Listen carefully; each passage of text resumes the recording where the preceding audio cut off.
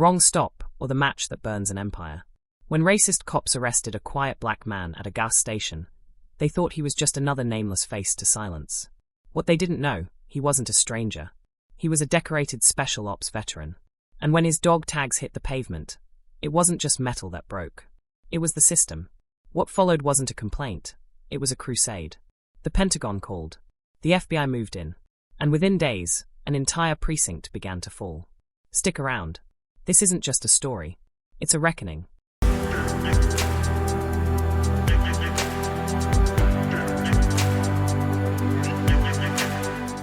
Derek Cole knew the streets of Millbrook like the back of his calloused, disciplined hand. A place he once called home, now a battleground of silent stares and heavy suspicion. Ever since he returned from deployment, Millbrook had felt colder, not in weather, but in the way eyes lingered too long on his skin. Despite the military ribbons tucked neatly in his drawer, despite 12 years of honorable service and a bullet still lodged near his spine, all some people saw was the color of his skin. That night, the October air carried a bite, but Derek welcomed the chill. He jogged with Shadow, his German shepherd and most faithful companion, the sound of dog tags brushing his chest with each step grounding him in the present. Running was how he quieted the ghosts. But something felt off. A cruiser passed him once, then again. On the third round, he knew. Not paranoia. Pattern. At the gas station near Veterans Park, Derek stopped to fill up. Shadow waited in the back seat, ears perked, tail still. Trained to detect shifts in energy, the dog was already uneasy. Derek's card had just finished processing when he heard it. Raised voices by the convenience store door. 2 officers had a black team pinned against the wall, fear pulsing from the boy's trembling hands. Derek's instincts kicked in, but so did his discipline. Watch. Don't escalate. As he replaced the gas cap, one of the officers turned. Their eyes locked. The cop saw something he didn't like. Maybe it was Derek's calm. Maybe the upright posture drilled into him from boot camp. Either way, it was enough. Moments later, flashing lights bloomed in Derek's rearview mirror. He hadn't even pulled away from the curb. License and registration. The sergeant barked as he approached, hand already resting on his holster. May I ask why I'm being stopped? Derek responded evenly. Suspicious activity. High crime area. Just routine, came the reply, soaked in thinly veiled contempt. Derek handed over his license, registration, and military ID. That's when things shifted. Special ops, huh? The sergeant muttered, flipping the ID like a fake poker chip. These look fake. They're federal issue, Derek said, voice steady. 12 years. Honorably discharged. Step out of the vehicle. Before Derek could respond, the door was yanked open. Shadow growled low, but stayed. Derek's hands were visible. Trained. Composed. But it didn't matter. As soon as he stepped out, he was shoved to the ground. His dog tags snapped. His ribs took a knee. The asphalt was cold against his face. Flashbacks threatened to swallow him whole. Iraq. Syria. But this was Millbrook. This was home. They beat him like he wasn't someone. Like he hadn't worn a flag on his sleeve. Like he hadn't bled for it. A small crowd gathered. Phones came out. Voices rose. But the damage was done. And Derek Cole, war hero, was cuffed and thrown into the back of a cruiser. The storm had begun. The holding cell was colder than the pavement they'd slammed his face into. Fluorescent lights buzzed overhead, humming in time with the dull ache in Derek's ribs. Blood from his split lip stained his shirt collar. His wrists, still red from the cuffs, rested on his knees as he sat upright. Military straight, even now. He wasn't just a veteran. He was trained for moments like this, for enemies with weapons and agendas. But he never thought the enemy would wear badges on home soil. The door clicked open, and in walked Sergeant Rick Marshall. Same smug sneer from the roadside, now made uglier by the safety of closed walls. He carried Derek's military ID between 2 fingers like it was trash. Quite the story you cooked up, Marshall said, letting the ID clatter onto the table. Special ops? Black Hawk down. Bet that gets you a free drink in any dive bar in this state. Derek didn't flinch. My service record is verifiable, Sergeant. You can call the Pentagon right now. Marshall chuckled. Oh, we will. But you'll be long gone before that call goes through. That's when Derek knew. They weren't just trying to process him. They were trying to erase him. It didn't take long for the charges to stack up. Resisting arrest, assaulting an officer, suspicion of robbery. All lies. Fabricated with ease. Even the arrest report had already been typed up when the public defender walked in, tie crooked, eyes tired. "Best you take a plea," the lawyer muttered, barely glancing at the file. "They'll cut the assault charge. You'll be out in 6 months. "I'm not pleading guilty to a lie," Derek said. "I want to file a complaint. Use of force. Racial profiling." The lawyer laughed, not cruelly, but hopelessly. "File it with who? These people are the system." But Derek wasn't alone. Not really. Across town, Alicia Cole sat behind her laptop, tears of fury in her eyes as she read the texts from her brother's number that had come from a bystander's phone. She was a journalist, but tonight she was a sister on fire. She started writing. Fast. Facts. Names. History. She knew Millbrook's past. Knew its silence. But now, with a bruised brother behind bars, she had one mission: expose the rot. Back at the precinct, another pair of eyes had started to shift.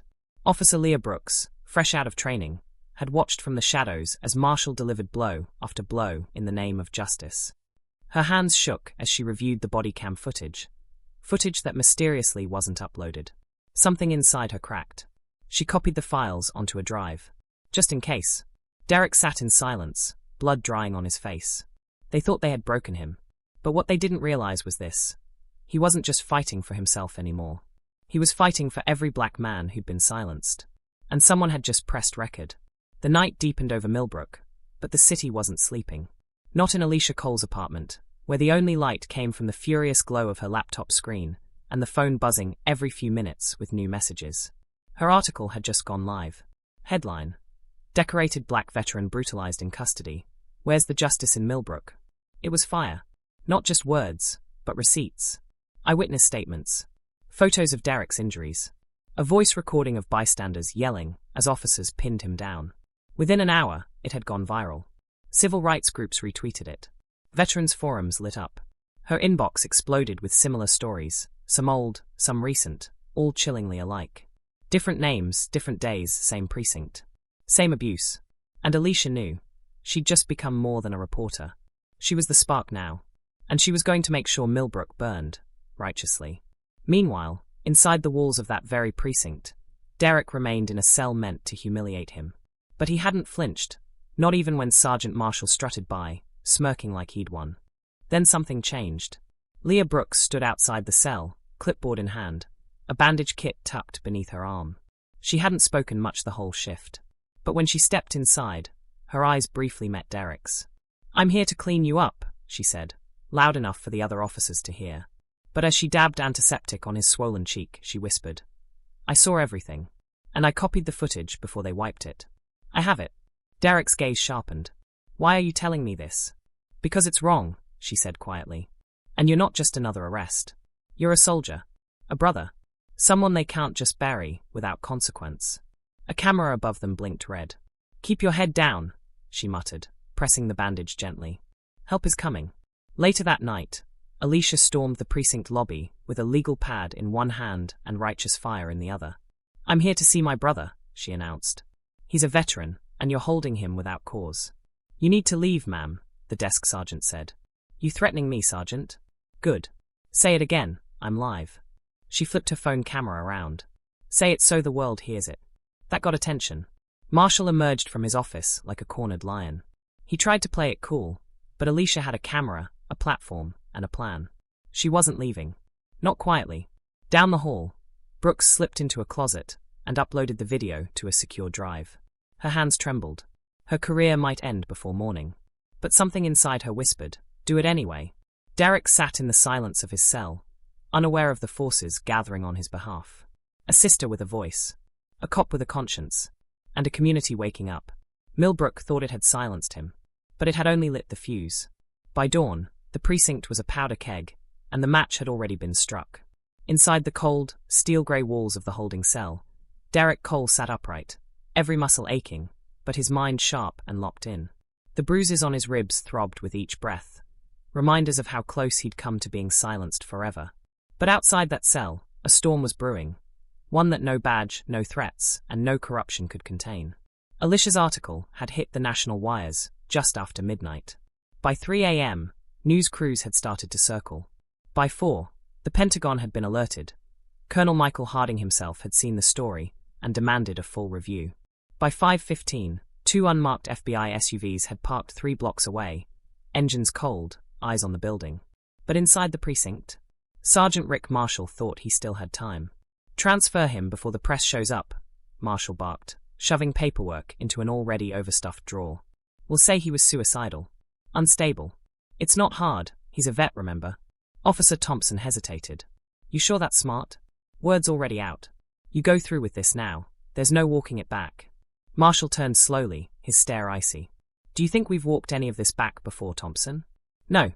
We bury it. Like always." But what Marshall didn't know, what he couldn't have known, was that Leah Brooks was already gone. She had left under the pretense of getting medical supplies. But really, she had slipped into the FBI's command van just outside. Flash drive in hand. Recordings. Surveillance footage. Stolen documents. Her hands trembled, her heart pounded, but her voice didn't crack. "I have evidence," she told Agent Lisa Taylor. "You need to move. Tonight.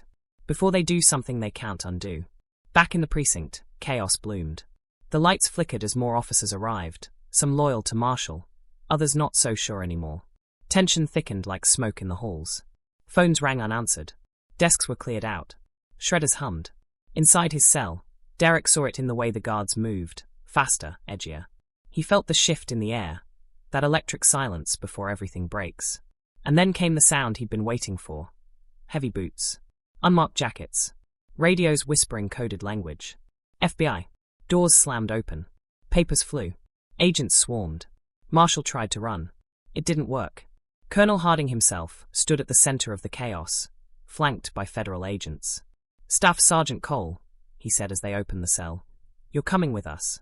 Derek stepped out into the light, battered but standing. Alive. Whole. Behind him, the precinct was crumbling. Officers cuffed. Computers seized. Files collected. But ahead of him, justice had arrived. Not quietly, not kindly, but roaring. The sun had barely risen over Millbrook, but a new day had already begun. One forged in fire, truth, and the resilience of a soldier who refused to bow. Outside the precinct, reporters jostled for space behind yellow tape. Microphones were raised, cameras clicked, and headlines wrote themselves. Massive FBI raid dismantles corrupt police empire. Veterans' arrest sparks federal investigation. One man's stand against injustice shakes the system. But Derek Cole didn't stay for the spectacle. Escorted out by Colonel Harding and Agent Taylor, he walked with quiet dignity. Each step steady despite the pain that racked his body.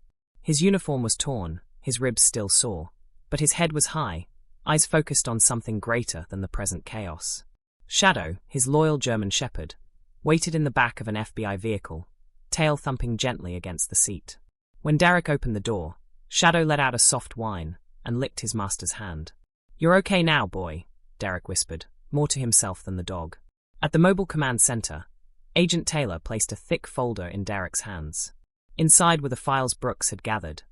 Evidence of misconduct, corruption, planted evidence, false arrests, all the receipts of a poisoned department that had preyed on its most vulnerable. "This isn't just your justice," she said. "It's everyone's." Leah Brooks stood nearby, watching from the shadows, her badge officially turned in, but her integrity intact. She nodded once at Derek, a silent promise that this wasn't the end, but the beginning of something better. Marshall, in handcuffs, was being led out the front doors of his former kingdom. He locked eyes with Derek, rage burning where arrogance once lived. But Derek didn't flinch. He didn't smile either. He simply looked through him, past him. Marshall was over. But the work wasn't. Weeks later, as the trials began, Derek stood beside his sister Alicia at a press conference outside the rebuilt community center that once housed the old precinct. Her article had become a national flashpoint, her voice amplified by millions who were tired of watching corruption wear a badge. "Justice doesn't begin in courtrooms," she said. "It begins with people who refuse to stay silent." Inside the center, programs had launched, civil rights workshops, support groups for veterans, youth mentorships led by officers who had stood against the rot. And on the wall, framed in glass, hung Derek's broken dog tags. Above them, the day truth fought back. Derek now served as an advisor to federal veteran affairs, shaping policies that would prevent another Millbrook from ever happening again. But he returned often to the community he'd nearly lost his life defending. One evening, a boy approached him in the park. Same eyes, same jacket, same fear from that night near the gas station. You're the reason I feel safe now, the boy said. You didn't look away. Derek smiled, knelt to pet Shadow beside him, and replied, That's what soldiers do. We don't run. We stand. And in Millbrook, truth stood tall, because one man chose courage over silence, and sparked a reckoning that echoed far beyond city lines.